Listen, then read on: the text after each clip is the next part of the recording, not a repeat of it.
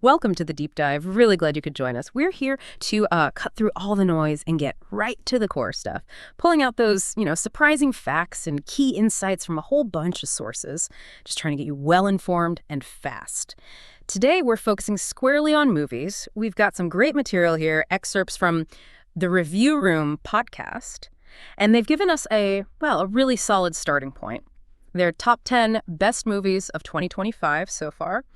Now, yeah, we know the big award contenders often land later in the year, but the Review Room is pretty clear. They think the first half of 2025 has already delivered some absolute gems, sleepers, and even a few genre-defying masterpieces. That's their take. And, that's exactly why diving into this now is so useful. It's really a chance to spotlight films that might, just slip by otherwise. Or maybe films that have already set the tone for the whole cinematic year. We're going to unpack why the Review Room picked these specific films, give you those insights, those interesting little details, but without overwhelming you. It's about really getting what makes these early releases significant. Absolutely, yeah. So our mission today, to distill the really important bits from their analysis of these 10 movies, helping you navigate and maybe appreciate the pretty diverse film landscape from the first half of the year. You should come away with a real feel for why these particular films stand out.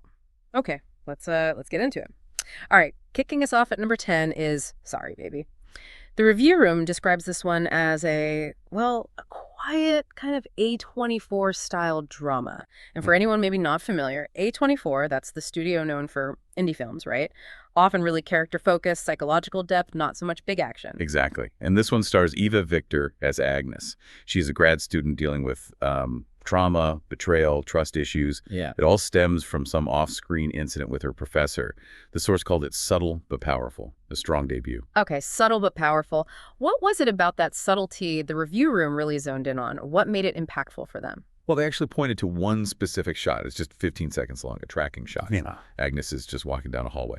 But they said the precision of the camera movement and the sound design, the ambient sound. Yeah. It conveyed more about her isolation, her sort of internal state, than, a whole page of dialogue could. They literally called it a masterclass in understated dread. And they pinpointed that exact moment as the source of its power, not some big plot twist, but that sequence. Wow, that's a really specific, interesting detail. Okay, so from that quiet internal stuff, let's completely switch gears. Head over to South Korea for number 9, A Normal Family.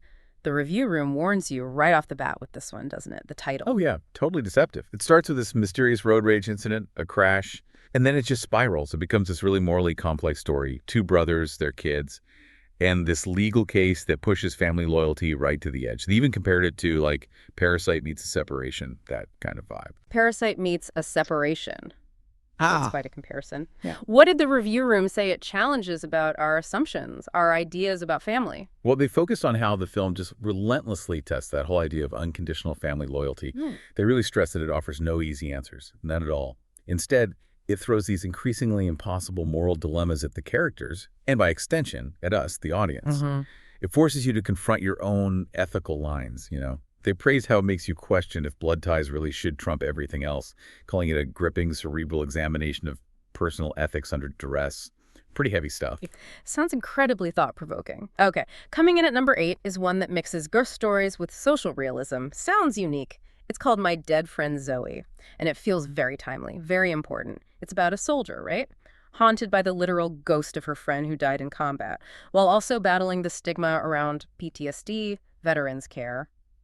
The figurative ghosts, I guess. Exactly. Sonequa Martin Green is the lead, Natalie Morales plays the ghost friend, and Morgan Freeman is in there too, adding that emotional weight. The Review Room called it raw, important, timely, all those things. So how did they say the supernatural element, the actual ghost, helps get the message across? Yeah, that was interesting. The Review Room pointed out that the literal ghost works as this brilliant, unexpected metaphor for the weight of PTSD, the invisibility of it, usually. They argued that by making that internal struggle visible, an external presence, the film makes the burden of trauma tangible, relatable, in a way that maybe pure realism sometimes struggles with. It lets them explore the emotional, the psychological impact more viscerally. So the ghost becomes this really crucial tool for empathy. That's actually a really clever way to approach a difficult subject. All right, if horror is more your speed, number 7 might be the one, Bring Her Back. Sounds like it could well, haunt your dreams, as they say. Hey, yeah. It's directed by the Philippou brothers. People might know them from Talk to Me. Ah, right. And the review room highlighted this one. It's about a twisted foster family situation. They specifically praised Sally Hawkins, said she gives one of the most sinister guardian performances since Annie Wilkes in Misery. Whoa, Misery level. That's intense. Right. So cults, weird VHS tapes, psychological torment, it's all in there. So what was the key thing the review room said about its scare factor? Was it jump scares or? No, not really jump scares. They said while the Philippists keep that unsettling visual style from Talk to Me, the real horror and bring her back comes from the relentless psychological torment. And that's driven hugely by Hawkins' performance. That's what apparently crawls under your skin and stays there. They also mentioned the VHS tapes, the sort of found footage feel they add, how it deepens that sense of decaying reality, gives it this deliberate kind of analog dread, nostalgic but terrifying. Okay, Misery level sinister and analog dread. Noted. All right, next up, number 6. 28 years later, Danny Boyle's back. Yep. And the review room is clear. This isn't just, another zombie sequel. Right. They called it a haunting allegory. Life after a pandemic, seen through the eyes of a new generation. They emphasized no cheap scares, just deep, reflective, dystopian horror, mentioned chilling visuals, and a standout bone temple sequence. That's right. So what specific technical choice did they praise? Something that elevated that sense of dread. Okay, this was interesting. The review room loved Boyle's decision to go back to the original digital camera aesthetic, the look of the first film. Oh, really? Not slicker, more polished. No, exactly. They argued that choice actually heightened the dystopian horror, made the infected feel more visceral, less, stylized. That grainy, immediate look apparently creates this unnerving sense of reality. It reinforces that the infected aren't the only monsters. It's the crumbling society, too, which makes that bone temple sequence feel particularly brutal, apparently. Huh. That's a fascinating choice, leaning back into that raw feel. Okay, number 5 is Sinners, Ryan Coogler, described as a daring fusion. Blues, vampires, 1930s Mississippi. Yeah, quite a mix. Michael B. Jordan plays twin brothers, Smoke and Stack. It's called a gothic, gritty, juke joint set blood opera. So yeah, ambitious. Definitely sounds ambitious. The review room called it genre-mashing brilliance. Maybe a bit messy, but brilliant. And mentioned a post-credit scene. They did. What was their most surprising insight on how Coogler blended all those genres? Well, they highlighted how Coogler managed to make the blues itself almost a character in the film. It wasn't just background music. It was deeply woven into the vampire mythology. They noted the film uses blues themes, hardship, soul selling, that sort of thing, as a direct parallel to the vampire's curse. It created this really cohesive, atmospheric world, more than just horror with a cool soundtrack. They called it a risk-taking, immersive experience, where the music actually amplifies the gothic dread. That sounds incredible, making the music truly part of the story's fabric. Very cool. All right, if you're into music docs, number 4 sounds essential. Sly Lives. Oh yeah, directed by Questlove. Right. A deep dive into funk legend Sly Stone. His life, his legacy. The review room didn't just call it a tribute, they called it an excavation. Excavation. Yeah. Reclaiming this nearly forgotten genius, from Woodstock highs to his personal struggles. They called it one of the year's most powerful nonfiction films. Definitely. So what was it about Questlove's approach that made it feel like an excavation? The review room went into some detail here. They said Questlove didn't just do a chronological story. Instead, he meticulously pieced together these fragmented interviews, dug up really obscure archival footage, and even used Sly Stone's own unheard music as, narrative clues. They emphasized that Questlove's unique access, plus his own deep musical knowledge, allowed him to sort of decode Stone's reclusiveness, his artistic process, revealing this really nuanced picture of genius and struggle, like he was genuinely digging for hidden truths. They felt it made it a definitive work on a really complex figure. That sounds amazing. That kind of meticulous work pays off. Okay, number 3. Tom Cruise is back. Mission Impossible, The Final Reckoning. The latest installment. And the review room admits, yeah, it's long. But the suspense, unreal, they say. That underwater code recovery scene, breathtaking. Right. The aerial finale, worth the ticket price alone. Seems like classic Mission. Impossible intensity. But they called it more than just action. They called it Cruise's love letter to the survival of cinema itself. That's a big claim. How do they back that up? They broke it down pretty convincingly. They talked about the film's absolute commitment to innovative, practical stunts and the breathtaking on-location work, like that whole elaborate underwater sequence you mentioned, they argued it wasn't just about spectacle. It was a deliberate statement that Cruise and his team were making a case for cinema as this tangible physical experience, almost a critique of too much CGI, too much green screen work. They saw it as this defiant declaration that movie magic comes from real people doing impossible things, on a huge scale. That's a really powerful interpretation. And yeah, refreshing in today's movie world. Okay, number 2, Steven Soderbergh. Black Bag. Spy thriller. But with surprisingly deep emotional stakes, according to the review. Right.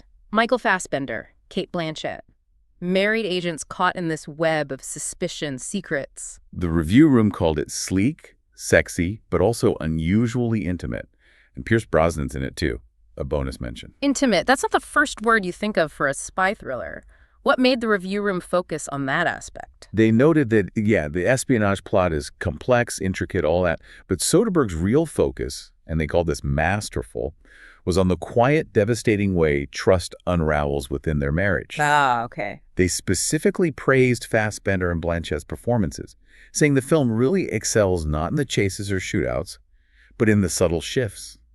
Body language, whispered dialogue, conveying this profound betrayal. Psychological warfare, really, but on a deeply personal level.